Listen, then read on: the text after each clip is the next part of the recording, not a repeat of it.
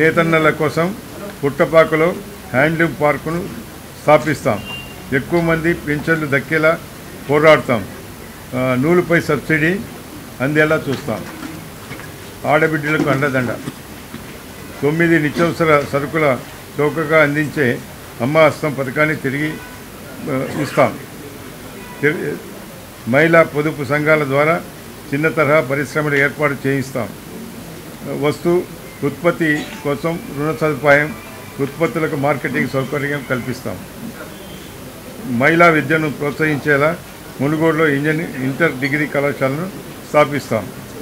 మునుగోడు మండలంలో మాతా శిశు సంరక్షణ కేంద్రాన్ని ఏర్పాటు చేస్తాం. వైద్యం, ఆరోగ్యం. అత్యవసర సమయాల్లో ప్రతి ఒక్కరికి అందుబాటులో ఉండేలా మండలానికి ఒక అంబులెన్స్ అందుబాటులో ఉంచుతాం.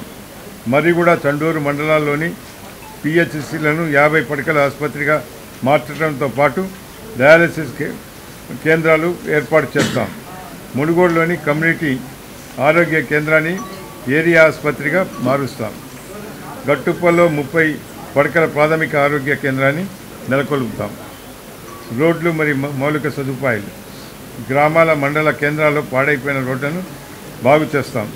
నూతన రహదారులను వేస్తాం. పరిశ్రమలు ఎక్కువగా ఉన్న చౌటుప్పల్ పరిధిలో మురుగునీటి శుద్ధి కేంద్రాలు ఏర్పాటు చేస్తాం. మండల కేంద్రాల్లో ప్రతి గ్రామంలో అనుసంధానమయ్యేలా బస్సు సౌకర్యం కల్పిస్తాం.